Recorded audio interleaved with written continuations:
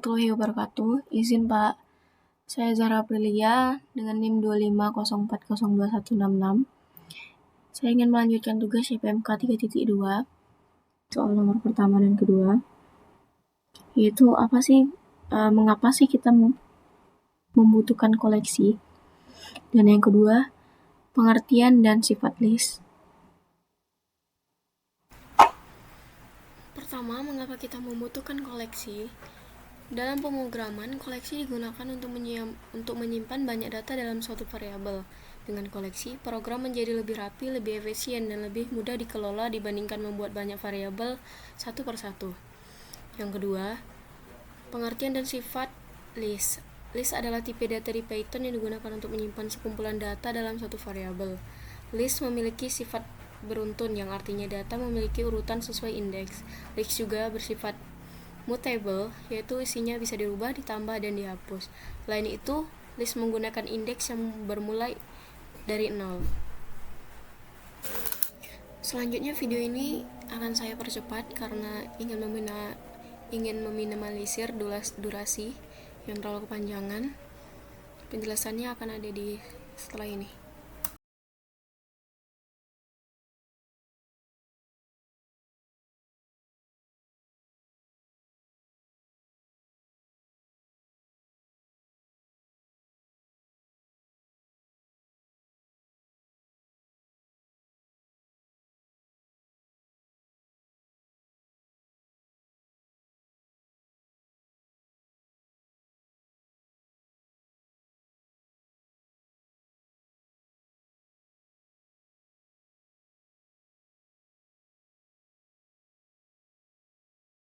Gunakan menampilkan hasil akhir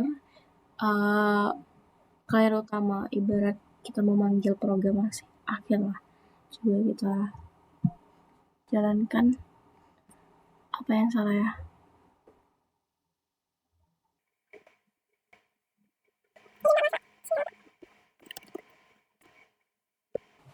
Selanjutnya, saya akan mempraktikkan penggunaan list.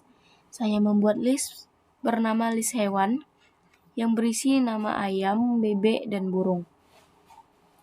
Kemudian saya mengubah huruf awal di setiap nama menggunakan huruf kapital.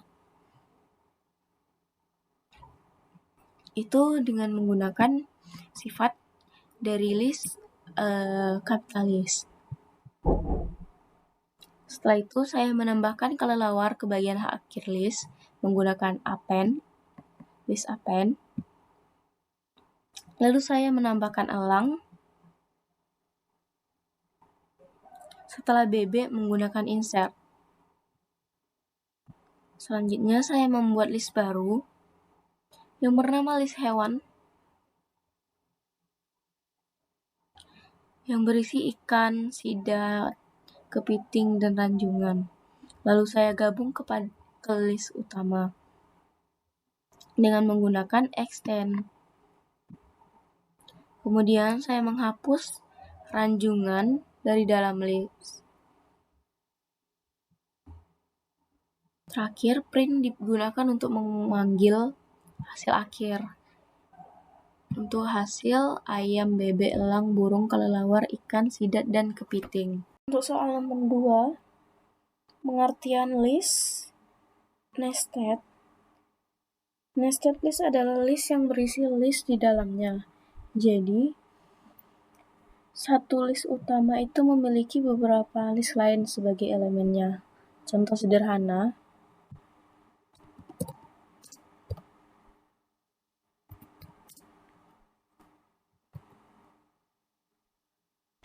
data 1, 2, 3, 7, 4. Nah, jadi di sini data itu adalah list utama dan 1, 2, 3, 4, 5 di sini adalah list di dalam list. Nested list itu digunakan sering untuk menyimpan data dalam berbentuk tabel, menyimpan koordinat, menyimpan data baris dan kolom seperti matriks nantinya.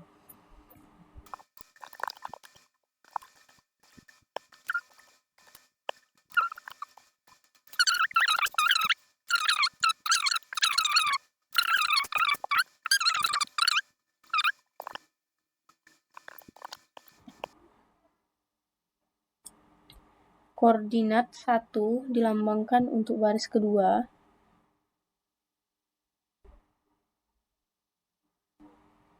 Tiga, 4 baris kedua. Koordinat 1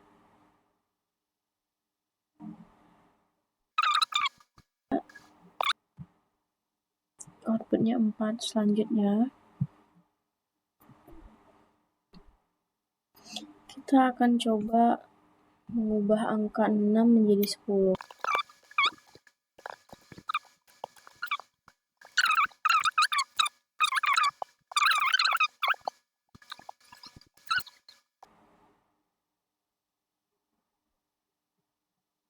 Oke, selanjutnya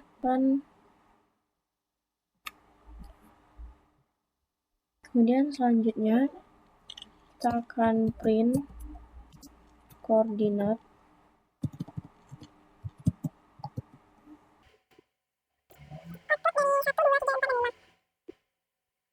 nya 4 dari 1, 2, 3, 4, 5, dan 10. Oke. Penjelasan selanjutnya itu untuk yang bagian C. Yang pertama di sini yang terdapat di soal terdapat satu buah data. Terdapat list utama, tidur, aktivitas, nonton, masak, nama Abdi, Budi, dan Caca, di dapur, di kamar mandi, dan di ruang tamu sebagai lokasi. Jadi list data di sini disebut dengan list utama, yang di dalamnya terdapat 3 list: aktivitas, nama, dan juga tempat. Di sini list data 00 dilambangkan untuk daftar kegiatan seperti tidur, nonton, dan masak. Yang kedua untuk daftar nama, dan yang ketiga untuk daftar tempat. Kita langsung coba masuk ke dalam contoh soal. Yang dimana soal pertama itu kita dicoba untuk menampilkan Budi tidur di ruang tamu. Maka kita klik print list data 1, kemudian lagi.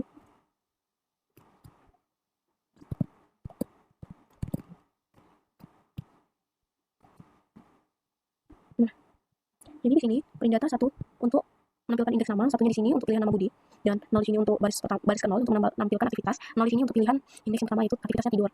Kemudian untuk soal yang kedua, kita disuruh untuk menampilkan Abdi nonton di kamar.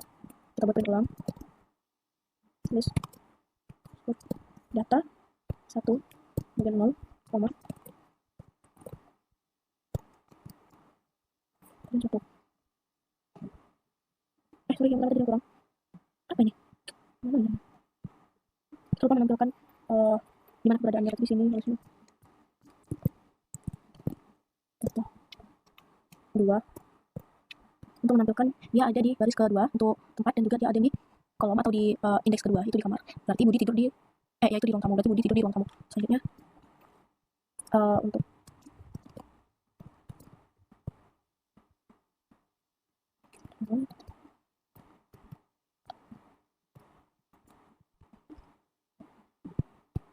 untuk kedua list data 1 untuk menunjukkan nama, 0 untuk indeks yang pertama untuk nama Abdi, dan kemudian 0 untuk di sini aktivitas, 1 untuk indeksnya nonton, kemudian 2 untuk di mana tempatnya, satunya sendiri untuk menentukan indeksnya itu di kamar. Selanjutnya soal terakhir, Caca masuk di dapur.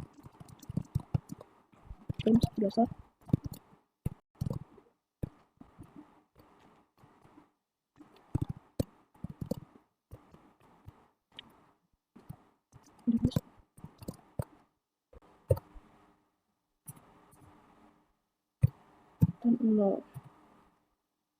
List data 1 untuk menampilkan nama pada indeks kedua yaitu Caca, dan kemudian list data yang kedua itu pada aktivitas yaitu berarti 0, dan 2 untuk masak.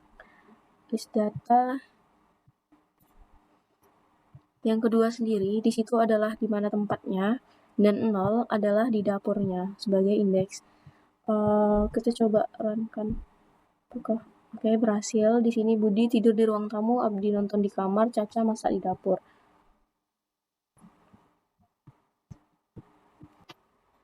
Baik, untuk mempersingkat durasi, di sini sudah ada langsung tugas sebuah data mahasiswa. Kemudian kita akan menampilkan data yang ada di sini menggunakan iterasi. Di sini fungsi-fungsinya, data mahasiswa adalah nested list. Jadi setiap list di dalamnya mewakili satu mahasiswa. Urutannya nama, kemudian jenis kelamin, tinggi badan, berat badan, dan juga tempat tinggal atau asal daerah. Dan kita coba untuk menampilkan datanya dengan menggunakan for mahasiswa in data mahasiswa.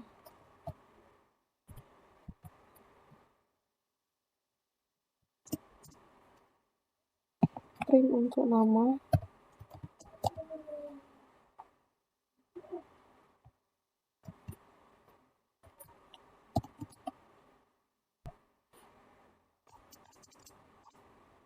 biar bagus. Nah, jadi untuk penjelasannya di sini, for mahasiswa atau data mahasiswa di sini gunanya untuk melakukan perulangan pada setiap data mahasiswa. Mahasiswanya sendiri berisi satu list mahasiswa. Contohnya kayak misalnya Andi dengan jenis kelamin laki-laki, tinggi badan 172, berat 60, dan tempat tinggal di Jakarta. Kemudian mahasiswa 0 sampai 4 digunakan untuk mengambil tiap elemen. Nah, print titik-titik tengah ini sendiri digunakan untuk memisah antar masing-masing data yang akan kita jalankan nanti. Oke, kita coba outputkan. Maka muncul tampilan yang memang harus ditunjukkan pada soal-soal tadi, yaitu Abdi dengan jenis kelamin laki-laki, tinggi badan 172, berat badan 60, tempat tinggal Jakarta. Karena sudah dimasukkan dengan mahasiswa tadi. Itu yang pertama Abdi. Kemudian dengan jenis kelamin laki-laki dan berat badan tinggi badan 2, berat badan yang indeks ketiga, dan tempat tinggal itu untuk indeks keempat. Kita buat masing-masing dan diperlukan untuk penutup, maka kita tulis tadi titik-titik. Oke, penjelasan terakhir yaitu jelaskan apa itu list compression. Jadi, list compression itu adalah cara singkat dan efisien untuk membuat list baru dari list lama menggunakan satu baris kode. Digunakan untuk mempermudah penulisan kode, membuat kode lebih ringkas dan mudah, menggantikan for loop secara sederhana juga bisa. Baik, Pak, sekian saja penjelasan mengenai tugas CPMK 3.1 dan 3.2 dari saya. Saya Zara Aprilia, mohon pamit undur diri. Saya minta maaf, saya sadar masih banyak kesalahan dan kekurangan. Saya undur diri. Wassalamualaikum warahmatullahi wabarakatuh.